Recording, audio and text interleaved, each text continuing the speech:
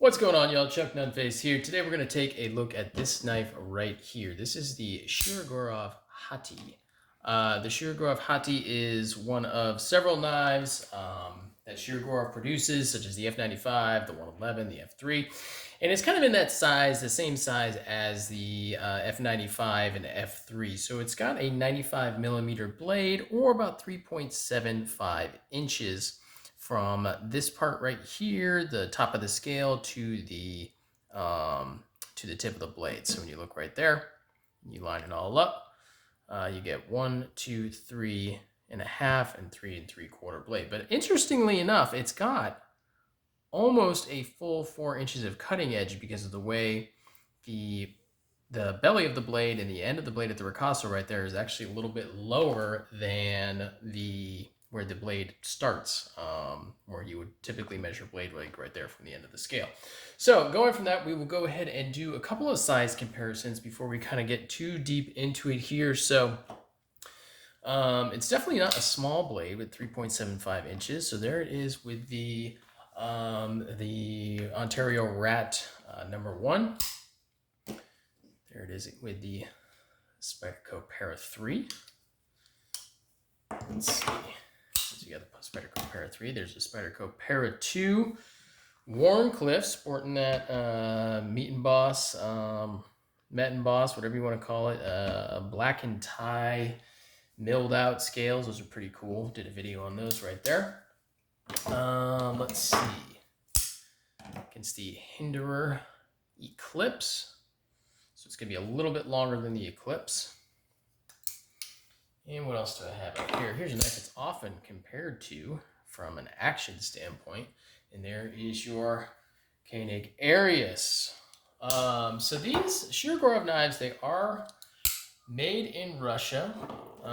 Sergei Shirogorov is the main owner of the company, main producer of the knives. He does custom knives on his own. They do have different levels of knives. So this would be considered, the HaTi is going to be one of those knives that's kind of their mid level. So you have your base models, and they used to be doing things like LMAX and S30B in their base models, but now they've gone to their I guess it's not proprietary, but they're using Chromax, and there isn't a whole lot of information out there on Chromax right now when you go look for it, but that's kind of their base steel now. So this is their mid-range, and then you of course have the custom divisions and things like that, and then the full custom Shirogorov. So it's a little bit different there. So the reason it's called HaTi is it's HITI.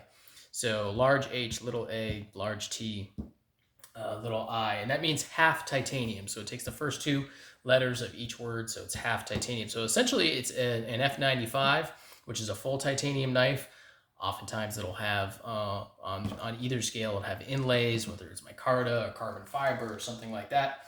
But it's typically going to be a titanium frame lock knife, the show scale and the lock side. And so the HaTi is going to be half titanium, but then it's going to have a alternative scale material for the front scale. So in this case, it is that I believe it's Carboquartz marbled carbon fiber. So this is the red. So they released the standard black carbon fiber, then they released the red, and then they released the blue fairly recently.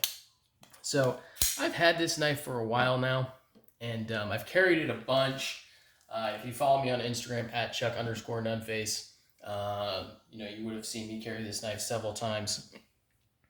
It's definitely one of those knives. I used to have a lot of Shirogorovs of this one, by the way, M390 on this one. I don't have figures as far as what they heat treat their knives to, but I will tell you in sharpening, and I have sharpened this a couple of times, it does feel like a hard M390. It doesn't feel very soft. So I would say it's probably over 60, maybe 61, 62 on the Rockwell scale, which is good for M390, 61, 62. So I don't think they're treating it soft, but I could be wrong. But it's just one of those things where I'd never seen data, hardness data for Shirogorov knives. So just kind of actually going to backtrack a little bit. Beautiful milling. So of course you have the carbon fiber inlay there, but really the milling on this, you got that beautiful milling right there. and then it's matched. It's very hard. It's going to be hard for the camera to pick it up, but it's matched on that side there. And of course right there as well. Right there, and then into the clip. The clip on these is fantastic, by the way. And then a relief cut right in there also. So that's how the clip contacts. Just that one side makes contact with your pocket. And it's a very secure feeling in the pocket. Sits nicely in the pocket. It's not overly tight, very easy to draw. I'm really a big fan of the Shirogorov pocket clips. And I really like how they've even gone down to that one point of contact as well. The older ones, they had 2 points of contact, which is great also, but I do like those single point of contact in these. Yeah, see, there's more of that milling right there on the scale. Lightning pockets throughout. The titanium side. I don't believe, no, not on the carbon fiber side, but carbon fiber is already, exceedingly light. So, got a lanyard hole if that's your thing. You could definitely thread. It's not the easiest knife to get a lanyard into, but you could definitely do it. And then, of course, proprietary hardware. Now, Shirogorov does manufacture and sell, bits for these and also entire tools for their hardware.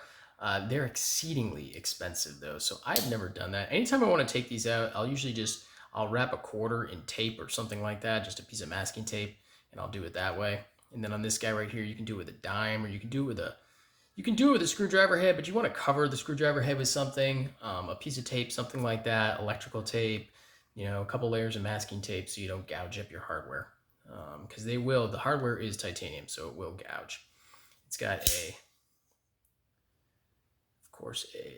maybe, if I can get it to focus, a lock bar insert with, I believe it's an over travel stop as well. Yes, it does have an over travel stop built in there as well. And yeah, those are pretty much the features of the knife. Shirogorov is known for action, both on deployment and in closing. And they are very, very smooth. Now, smooth is just such a word that gets overused. It is exceedingly just smooth. That's the best way I can describe it. It's frictionless. Now, when I have a knife and I close, let me get another bearing knife. Let me get a good comparison. No, had a lot with me. Hang tight. No, that's not a good comparison right there. Well, in any case, typically, I'm not going to waste any more time looking. What you'll typically feel with most of your bearing knives, here, I'll use this Venom that's on load for my friend, Collection Picks 2021. You typically feel a little something in the action. You feel, I wouldn't call it a grittiness, but you feel a vibration. You feel friction. Whereas with the Shirogorovs, you just don't feel it. It's just super smooth. Doesn't feel like any friction at all. It absolutely drops. Now, it does take a little nudge to kind of get it to fully drop shut. But other than that, it feels like it's almost on like a pulley system on deployment. So when you get right here and you get your finger and you push it shut, or you light switch it, or you button push it, it feels like it's on a pulley system. It's got that hydraulic snap out to it that really is just unique that I found to Shirogorov. It really is something else. Now, of course, it's always going to be compared to things like the Grimsmo Norseman. It's going to be compared to things like the Koenig Arius. I would have to say, on open, the edge goes to the Shirogorov. On close, which is frankly less important, the edge goes to the Arius. Just my opinion. I have had F95s that close, that are much more drop shut, if that's your thing. It's perhaps just the way I don't have a ton of experience with HaTis. It is perhaps just the way that it's the two different materials. It just doesn't drop quite the same way. I'm not sure what it is. Maybe it's just this model. I have never lubricated this model either. So whatever they did from the factory, it has not changed. I have not taken this apart. They do have loose bearings. So it's one of those things. I've taken several, just noticed I have coffee stains on my mat here. So sorry about that. Just noticed it. I have taken apart several Shirogorovs in the past. It's not the end of the world to do the bearings, but it is a process, and just I haven't been motivated, nor have I felt it necessary to really take this apart and deal with the loose bearings and put them all back together. This one is running on multi-row bearings, as indicated right there. So they will be on single row bearings, or it could be on multi-row bearings, as you see right there, MRBS, multi-row bearing system. It could be on rollers, and then of course double rollers, but that's more custom division and full customs and everything else. So a lot to like about this knife. One thing that I will say I don't love in particular, and I'm not sure why they went with this as a design choice, and it's gonna be what I would call burnished on this scale right here. So you've got stonewash right here, and Shirogorov stonewashing is so nice. It really is so nice. And then they've got this kind of bidirectional Scotch-Brite pad burnishing on this, which I don't really understand the reason why they did that. I think it would have looked much better just as stonewashed. If you're gonna polish, polish. You know, don't do this burnishing action. You know, so it looks like. I think it takes away from the overall feel of what is really an extremely high quality, high-end knife.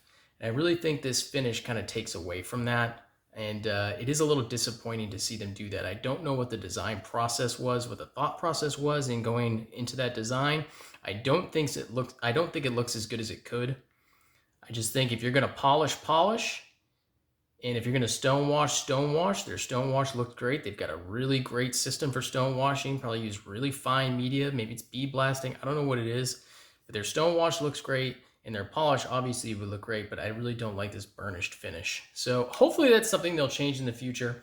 And then the other thing I would say that just kind of stands out is you do have the external, you've got hidden hardware for the screw right here, and it's overall very clean where you just have this one screw on the front and of course your pivot, and then hidden hardware for your pocket clip.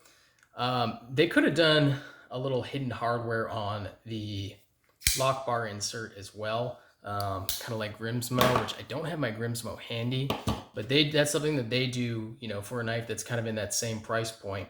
Grimsmo will hide that hardware, and they do custom fit screws and everything else. So I think that's something where it's not uncommon to do it that way. Of course, most companies will do it that way. Most knife manufacturers for their lock bar inserts, most will do it that way. But to take it a step beyond, especially at the price point, to go and do it that way, I think is even better. But yeah, other than that, really no complaints about the knife. And lastly, well, a couple things real quick. They don't come super sharp out of the box. So from the factory, they're not super sharp, but they're ground so well, and they're really thin behind the edge, and they've got that really high flat grind. It's not a full flat grind, of course, because you've got your flat right there, but they've got a very high flat grind, and they're very thin behind the edge. Don't have calipers, but they cut. These knives cut really well. So even without a super sharp edge, it's gonna get cut through material without too much trouble. So once you put a really nice edge on there, which is, as you can see, I've done on this one. Well, maybe you can't see, but it's a nice edge that I've put on there. So once you get your own edge on there, it's just gonna really be a beautiful knife to cut with. So these knives, a lot of people don't get them, or they're afraid to get them because they may not carry them or something like that. I really think you're doing yourself a disservice if you have these types of knives. If you have Shirogorovs in your collection and you're not carrying them, I really think you're doing yourself a disservice, because it is such a nice knife to have on you, to have in your pocket. There's definitely a pride of an ownership factor, and it really can cut for days, and it really does perform really well. and it's durable too. It's not, you know, it's not a wilting daisy. It will do the job. Now, would I go, you know, hammer this through nails or something like that? No, of course not. But I wouldn't, you know, hesitate to do this through any sort of normal EDC task. You know, these knives are more than capable. They're a pleasure to use. And like I say, I really think you're doing yourself a disservice if you don't go ahead and just use these knives if you own them. Now, listen, if everybody, I'm not here to say, you know, everybody can enjoy the hobby the way they want to enjoy it. I'm not here to say that, you know, it's not a use your shit statement or something like that. I'm just saying, you know, for me, these knives are a pleasure to use. I enjoy carrying and using them. And, you know, don't be scared to use these knives. They're definitely performers. They're definitely worth it, in my opinion. So that being said, we're going to go ahead and wrap this up. If you haven't done so already, if you can go ahead and click that button in the corner and subscribe. Leave me a comment. Let me know what you think about this knife, or what your experience with Shirogorov knives have been, you know, anything of that nature, what you think of this knife in particular. Yeah, and if you don't follow me on Instagram, it's @Chuck_Nunface. And yeah, stay tuned for the next one. Peace.